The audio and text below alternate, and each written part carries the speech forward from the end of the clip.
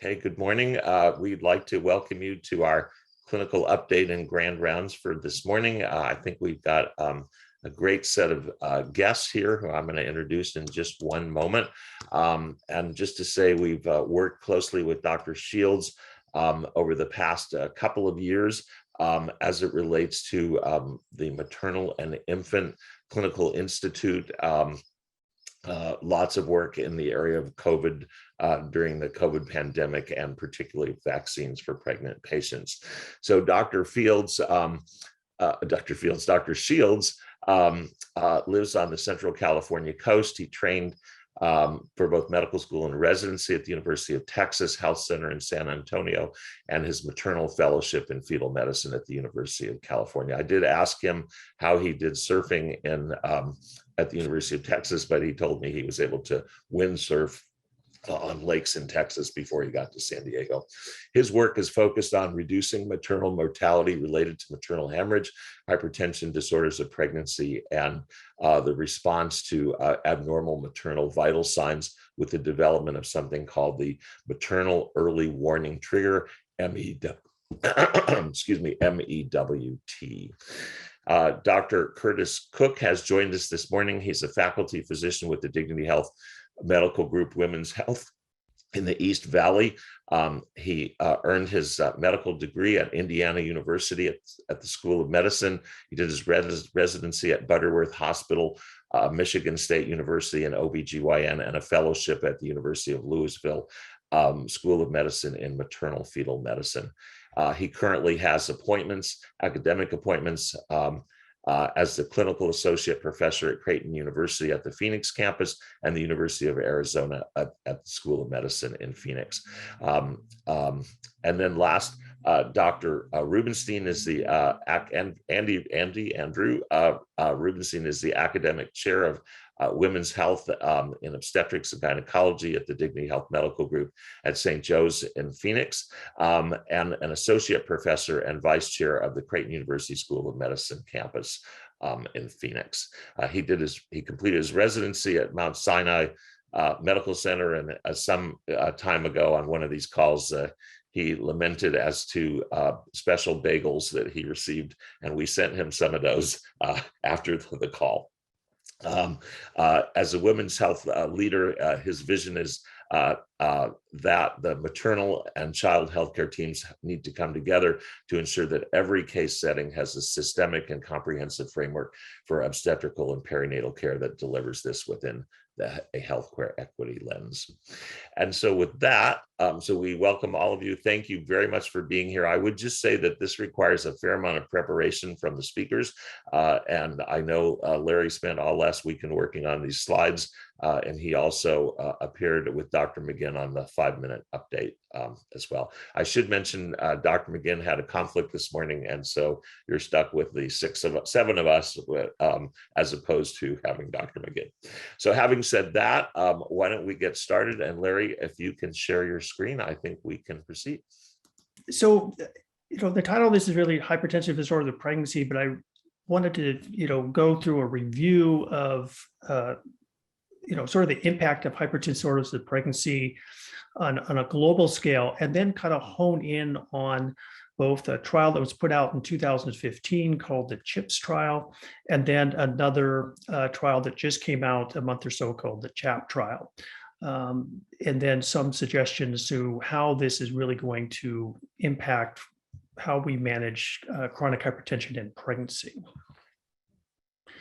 So we look at the incidence of chronic hypertension and hypertensive disorders of pregnancy over the past 20, 21 years. You'll see that it's a pretty steep line going up as an incidence.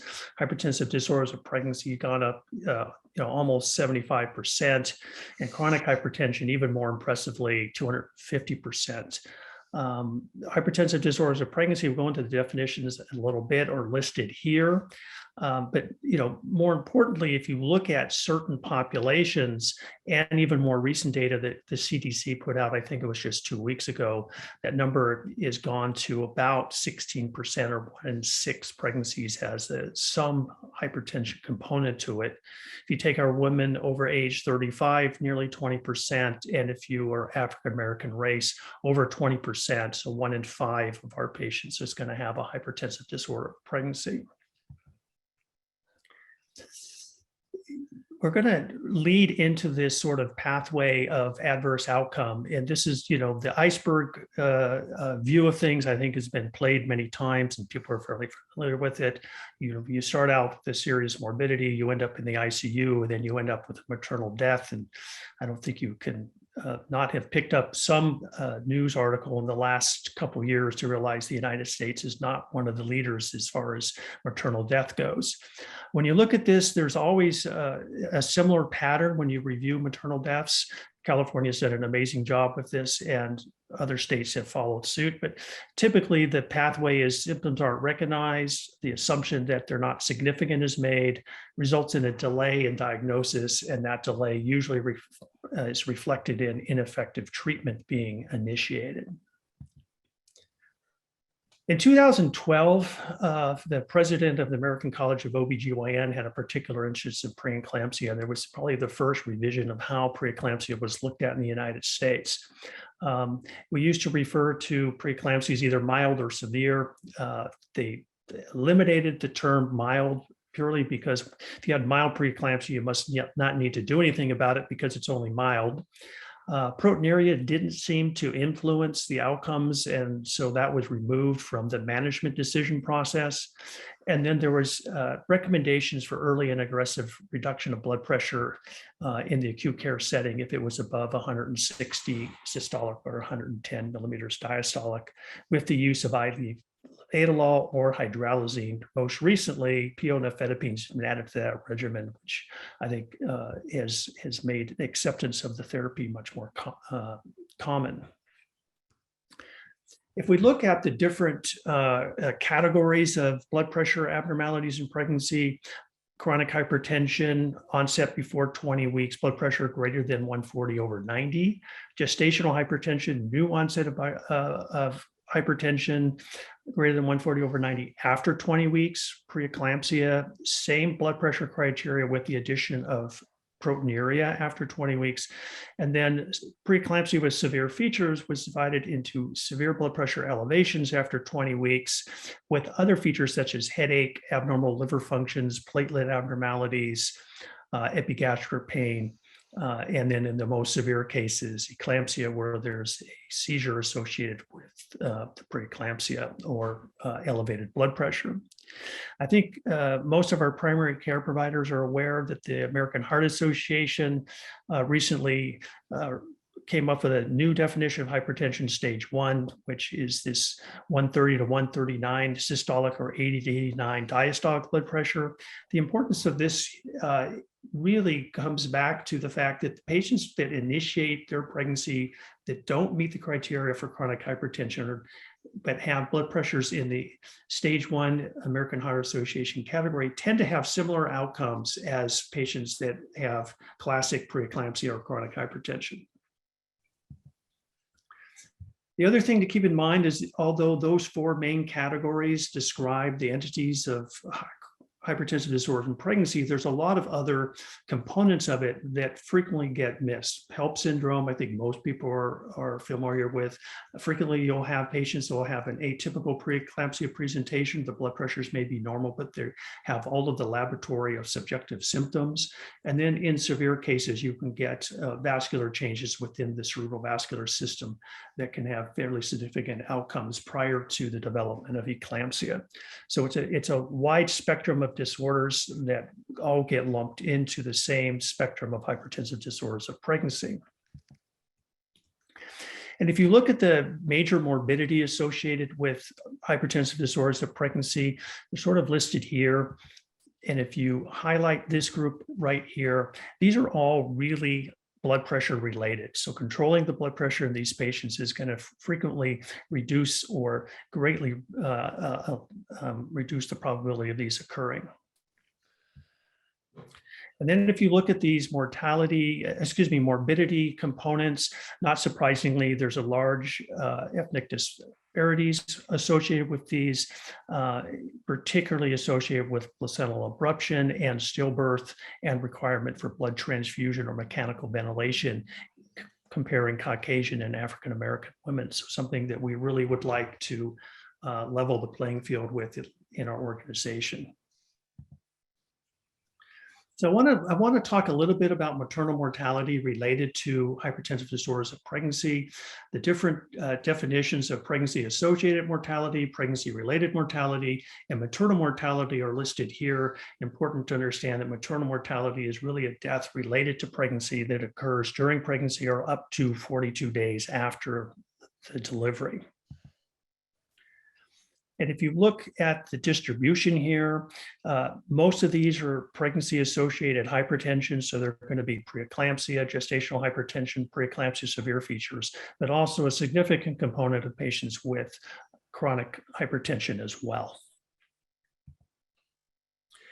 California, back in about 2007, decided to start addressing this issue and did a maternal mortality sort of deep dive. They had a large multidisciplinary group that looked at maternal mortality, and then they were categorized by the disease process, but also the probability that if the patient had received optimal care, what was the chance that you would change the outcome of the woman might not have had a mortality. The preeclampsia, you can see there, had a 50% chance to alter the outcome. The other ones were obstetrical hemorrhage. The preeclampsia and obstetrical hemorrhage were the first toolkits that were produced by CMQCC and have had a significant impact both in California and the rest of the country.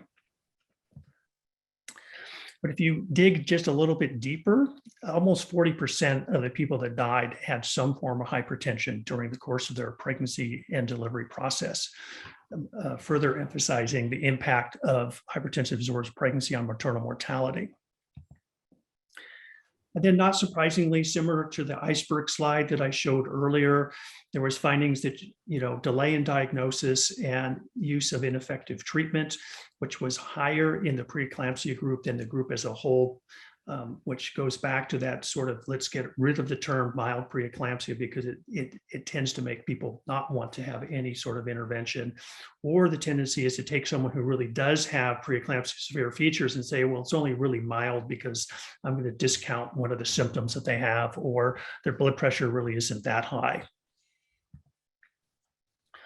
So they came out with two toolkits. I don't want to belabor these. The newest one is downloadable for free. It's been downloaded in, I think, 50 different countries and every state in the union. So it's a very useful tool and been widely accepted as something to improve outcomes.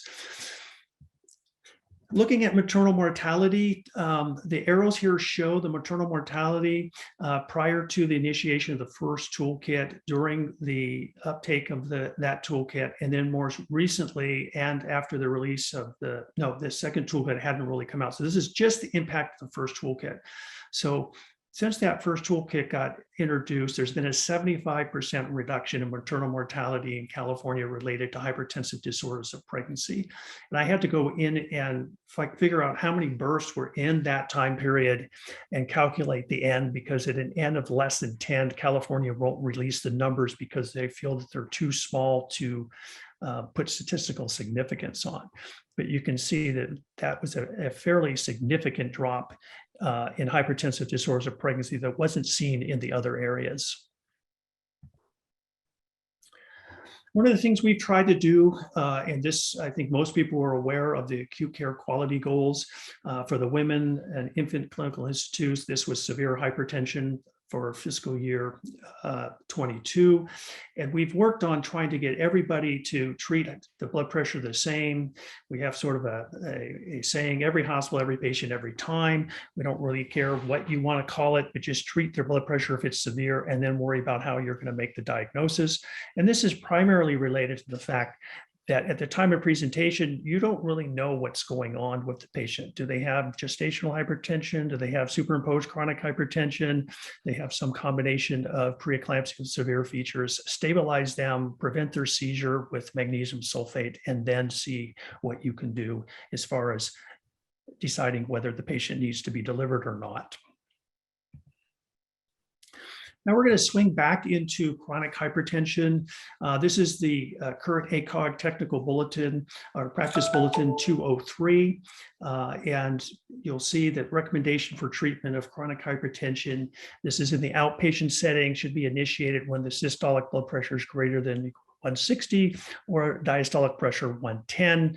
And the rationale for this view has always been that lowering the treatment threshold would increase the rate of fetal growth restriction and would not benefit the mother either acutely or her long-term health. And so you could go back and use non-pregnant guidelines after she's done being pregnant, and that this short interval of time that she's pregnant, it really has no influence over her long-term health risk. If we look at other national guidelines for chronic hypertension treatment goals, guidelines, Society of Obstetrics and Gynecology of Canada, 140/90, with the target goal of a diastolic pressure of 85. The National Institute for Clinical Excellence in England, 140/90, with a little more defined blood pressure goal of 135/85. And so the United States has always sort of stood as an outlier here with the degree of blood pressure that they recommend for initiating therapy. So the first study to look at this was the CHIPS trial. The goal here was to look at less tight versus tight control of hypertension during pregnancy. And the rationale from this, from the primary author, Laura McGee, was that blood pressure targets for women in non-severe hypertension during pregnancy are much debated. Relevant randomized trials have all been small, of moderate or poor quality. And so this was a large, multi-center, multi-country randomized controlled trial with targeting blood pressure for population that had a systolic blood pressure of greater than 140 but less than 160, and greater than 90 and less than 110. And if you developed hypertension during pregnancy, the same criteria were used. And then they were randomly assigned to the less tight control, which was a target blood pressure, diastolic blood pressure of 100, versus tight control of a target blood pressure of 85. The primary outcomes were primarily neonatal, and I think this has to do with the initial concern for fetal growth restriction. So composite outcomes were miscarriage, ectopic pregnancy, pregnancy termination, stillbirth, and neonatal death, or a baby needing a higher level of care. One of the criticisms of this trial was that miscarriage, ectopic pregnancy, and women undergoing pregnancy termination probably not relevant to their blood pressure control, but being defined by other factors. The secondary outcomes were ones that were, I think, of more interest. This was development of severe maternal hypertension, preeclampsia with severe features. If you see the difference between tight and less tight control was relatively modest, a difference of 5.7 over 4.6 millimeters of mercury. And I think not surprisingly, at least from my perspective, there was no difference in the primary outcome.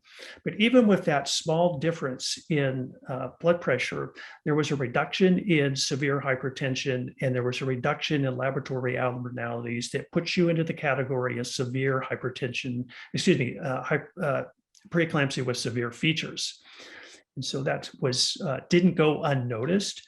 And just for sort of fun, for our last meeting of our executive council, the Women and Infant Clinical Institute, we calculated the cost of vaginal delivery with and without a hypertensive disorder of pregnancy, and whether it was a vaginal or cesarean birth. And if you just assume that you're going to have about a 50% cesarean section rate in this population, and you use the calculations associated with the CHIPS trial, you'd have an annual savings in our organization of about $7 million. So it's just, even though the primary outcome was a difference, the impact is probably fairly significant on a large scale, particularly something like our organization. And just as a reminder for the people that may not be aware, Common Spirit Health delivers about 80 to 85,000 births annually, or about 1 in 40 births in the country come from one of our hospitals.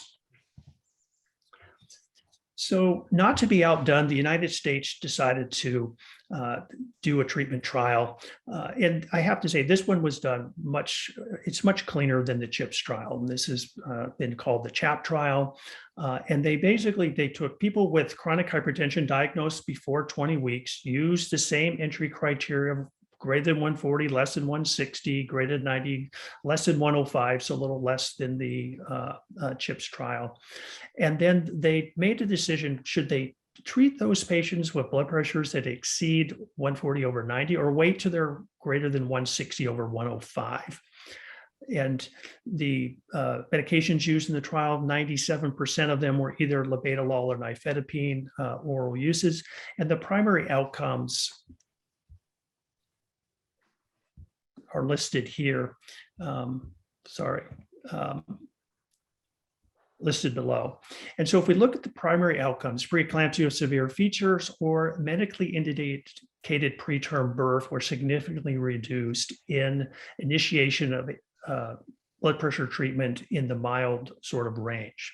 And the safety outcome, so this was the big fear, that you would have an increase in growth restriction, was non-significant. And so the conclusion of this trial was that pregnant women with mild chronic hypertension, a strategy of targeting blood pressure of less than 140 of 90, was associated with better pregnancy outcomes for both the mother and the baby, with a number need to treat for the primary outcome of about about 15, which is a relatively low number as those things go. And then if we look at the actual blood pressures achieved in this trial, you'll see that, interestingly, both the control group and the active treatment group had blood pressure values that were below the target of the CHIPS trial. And this may be one of the reasons why we were seeing a better outcome in the CHAPS trial versus the CHIPS trial. The other component to note is that the blood pressure target in the active treatment group corresponds fairly well with the American Heart Association recommendations of blood pressure of 130 over 80. If we go, and this is, I think, important, if we go and look at primary outcomes, the patients receiving medication at the time of diagnosis had a significant improved outcome, whereas those that did not didn't have a significant outcome, and those with diabetes seemed to have a slightly better outcome if they were initiated, if the diabetes was known as well. So I think that the takeaways from both of these trials is that tighter control seems to reduce the likelihood of severe preeclampsia.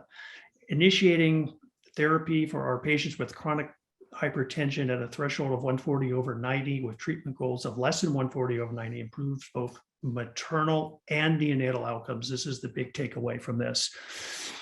And that blood pressure target was below the AHA criteria. And there appears to be benefit from staying on your medications and starting your pregnancy on blood pressure medication. And this really has important implications for our primary care providers, who frequently will pull patients off their medications before they transfer them to an obstetrician for their pregnancy care. So what we really would like to see them do is continue with a antihypertensive medication that's safe during the course of pregnancy, and then refer them to their obstetrician for care. I think that we would be somewhat remiss if we didn't talk about some of the long-term sequelae of preeclampsia. There's more and more evidence showing that although there's no acute neurocognitive changes for both patients with preeclampsia or eclampsia, this population has long-term cerebral vascular risk and long-term cardiovascular risks related to both stroke and myocardial infarction and other cardiovascular disorders. And our primary care providers really need to be aware of this. They need to initiate lifestyle changes, probably weight reduction if we look at our population as well, and be monitored long-term because of their increased risk. And it's created a whole subspecialty within our cardiovascular subspecialty of cardio obstetrics, trying to identify these women, getting them into therapy and treating them appropriately.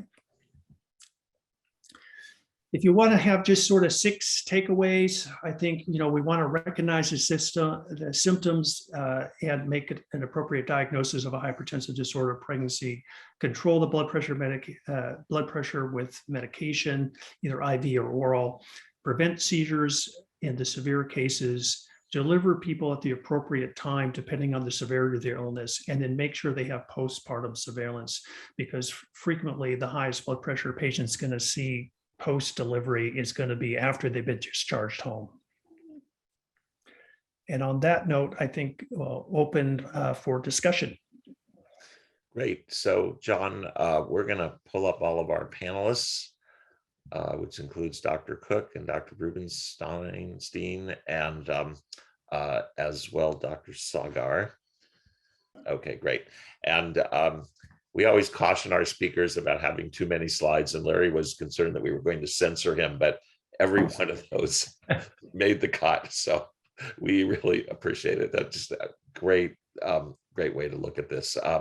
If people have questions, feel free to put them in the chat or the Q&A. And there is a question, which is, with maternal mortality being so high, any thoughts on implementing these recommendations for health equity purposes?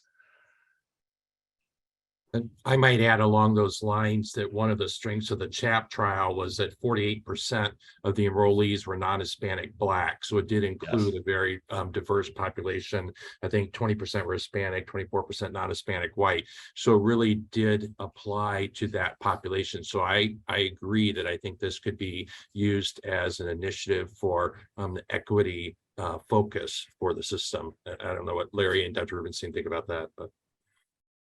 Yeah, the trial was, in the methods, they said purposely enriched for those that suffer from hypertensive disorders of pregnancy to try to mimic what we would actually see in clinical practice. So I think within our organization, what we usually do is decide how do we want to move forward, roll out a playbook, and then make sure that we're doing every hospital, every patient, every time. And as we're expanding recommendations into the ambulatory setting, it's going to be, not every hospital, but every clinic, every patient, every time, because we really want to make sure that we're treating everybody as fairly as we can and as aggressively as we can. What we've seen in the acute care setting is that there is really no ethnic or racial differences in how we're approaching those patients when we can look at when they present in the acute care setting, and we'd like to mimic that in the outpatient setting. Okay. There are 2 questions which are, well, the first question is, what would you recommend for primary care providers for hypertension management for patients who intend to become pregnant and have been diagnosed with hypertension under the current American Heart Association guidelines? Would it be nifedipine and labetalol? Would you start them then if you were just treating their hypertension, or would you just keep them on whatever they were on prior? Andrew, do you want to take that? Yeah, I think as a generalist, the ability to collaborate with our primary care providers and APPs is essential. I think finding the correct medications that controls the patient's blood pressures prenatally or preconceptually and postconceptually. So I think the opportunity is there to collaborate. Medications to use as recommended is either the nifedipine and or labetalol orally. The medications that Women's and Infants Clinical Institute and the best practices obviously requires those to be intravenous in the hospital, and the oral route is for those patients that don't have IV access. And the bundles of care that the Women's and Infants Clinical Institute has established really looks at the abilities to hit those key metrics of hypertensive management, magnesium sulfate, and the postpartum follow-up. So I think the great work that we've done and collaboration after delivery and prenatally and preconceptually is an important part. The key, I think, also is if they're on an ACE inhibitor or that category of medication, we do want to switch them. And you can go with nifedipine, labetalol; they're easy to get a hold of. But some of the older, Aldamet, clonidine, if are also have kind of a tried and true history in obstetrics as well. I think one of the things that we talk often about is this cross continuum care, and I think especially for women, that cross continuum care for when it comes to pregnancy can actually start prior to them becoming pregnant or even planning. So I think one of the key things that to me from this discussion is that primary care, our OB/GYNs as well as our cardiologists really are trying to think about whole person care, and maybe we start much earlier before even we start to talk about family planning for these women. I would also add, Dr. Zagari, that's an important point, but even that post-delivery surveillance, we initiated an Alert 42 just to allow our emergency trauma department to know that when that patient comes back within 42 days with a hypertensive crisis, that is a medical emergency. And we mobilize an entire team down there to the emergency room. And you'll be surprised on how many women come in, quote, the wrong door. They come into the emergency room. And they meet the criteria based on Wiki and based on best standards, and require that treatment in that time frame. So can I ask a follow-up question? I think Dr. Shields, you had sort of mentioned this idea that there's this pregnancy-associated mortality and then pregnancy-related mortality. But if we were to think about just morbidity related to pregnancy, should there be a guideline for women who, like you so aptly mentioned, had hypertension during pregnancy? And then what do we do for the follow-up for them over the next 2, 3, 4, 5 years when they may also find themselves family planning and becoming pregnant again in the future? Right. I briefly alluded to this, and really within our organization, the leader of this is Rachel Bond from the Phoenix area, who is a cardiologist with a special interest in this population. And we also have a group up in the Pacific Northwest that are developing these continuum care sort of clinics for these women so that they post-delivery, they're recognized as having a complication of hypertensive disorders. Either they had the hypertensive disorder of pregnancy, they had severe growth restriction or something along those lines. And those are those people that are at increased risk for stroke and other cardiovascular diseases. We want to get them into primary care that can address those modifiable risk and get them back to us in the best shape they can if they get pregnant again, and even see us before they start the aspect of conception. Let's see, there's a couple more questions, and Larry, I have a couple too. Well, not just for Larry, but for all of you. I don't want to date myself, but in the day, what would there was something called the tilt test, I think, where you take patients' blood pressure and then put them on their left side and take it again and see what happened there. And I used to have a lot of patients on that sort of edge, even of 140 over 90, and that was in the day when 160 over 90 might have been fine. And I would send them home to rest on their left side for an hour in the morning, hour in the afternoon, and an hour in the evening. Now, was that which science, or did that make any sense? I think that was a little voodoo science there, Gary. Okay. The difficulty is that it was very common. I mean, when Andrew and Curtis and I were residents, you came in, you laid them on their left side, their blood pressure looked great. And then you said, okay, you're fine, go home, and take it easy, get some bed rest. The problem is, as soon as they stand up, their blood pressure goes up. And, as I tell people, in pregnancy, the brain's tolerance for elevated blood pressures prior to a catastrophic intracerebral hemorrhage is lower than in the non-pregnant state.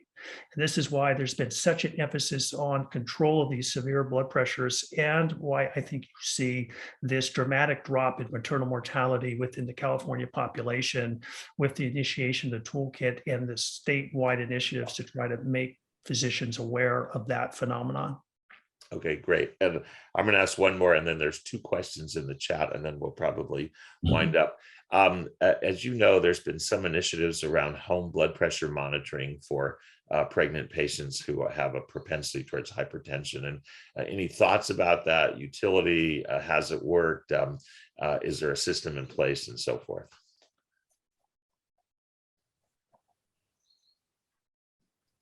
Curtis, Andrew, do you want to address that?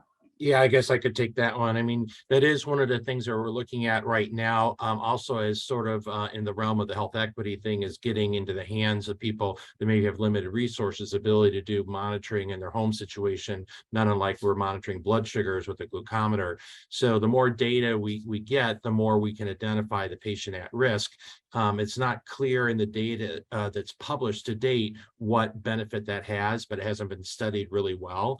So at this point, we're basing it based upon just the reasonableness of trying to get more data to identify the at-risk patient.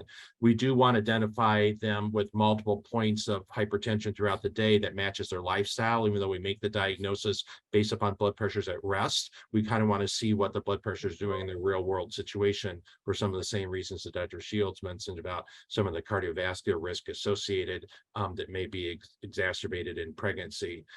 The other thing I was going to say is that this question about what to do with stage 1 hypertension by American Heart Association, I think that's a question in the chat box too. One of the problems is that we don't really know what the lower threshold is. The way the CHAP trial was done was looking to be below a threshold of 140/90. But if we start treating to lower blood pressures of like 130/80, we're uncertain what the safety trigger for that will be regarding growth restriction and things of that nature. So at this point, we're still using the 140/90 threshold. Yeah. And the 130/80 definitions came out looking at what was the impact over a long period of time of a person's health. And in pregnancy, we're looking at a shorter interval and have kind of a shorter goal that we're looking at. So at this point, we probably would not be recommending treatment for people that are under 140/90. Okay, and that was one of the questions. It says new OB patient with chronic hypertension in the 130/80s. Treat or don't treat, and it sounds like you just answered that.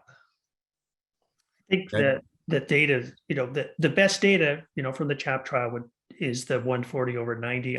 I have to admit, in our clinic, we have a hypertension in pregnancy clinic, and we initiate therapy prior to that time, just to, for clarity and transparency, I guess. Okay. And Gary, I think also this goes back to really the education of all providers, really of the standardization of blood pressure monitoring. That's been a big part of the California Collaborative, was really re-educating our entire clinical staff of how to correctly take a blood pressure in pregnancy. Mm-hmm. And we've talked about wearable devices, and we have some projects ongoing through Wiki and through Common Spirit of really looking at being able to get our patients those wearable devices that they can be able to monitor their pressures. So that's the classic, Gary, that the correct blood pressure measurement wasn't lying on their left side. Right. Okay. Oh God, I'll never ask that question again. You weren't alone. You were not alone. No, you were definitely not. Okay. So there's a comment here which says, my 2 cents. We're going to need to get pre and post metrics on guideline usage in Black women specifically. We see much too much mild preeclampsia management in this population. Should this be a quality metric that we follow? So I'm going to agree, but I'm not. I think it goes across all races and ethnicities. Within Legacy Dignity Health, we had a tool where the chart would get flagged electronically if there was persistent elevated blood pressures above 160/110. And you could then subcategorize that population as to the diagnosis that the Yeah. providers gave them. And it was interesting, about 40%, even though that would meet the criteria from ACOG as preeclampsia severe features, the providers still categorize them as mild preeclampsia from a coding perspective. Mhm. And this is part of the problem of, why it's so hard to make these changes, is to get people to recognize, call them whatever you want, just get their blood pressure treated and prevent their seizures. And then we can get better outcomes with the patient. All right. I have 3 comments and then I think we'll close. Number one, this has been spectacular, just really informative, I think digestible, and I think extremely useful for the folks on the phone and for the folks who listen to this downstream. So we are extremely appreciative and really happy to partner with the Women and Infants Clinical Institute and with all of you. It's just great. So thank you, thank you, thank you.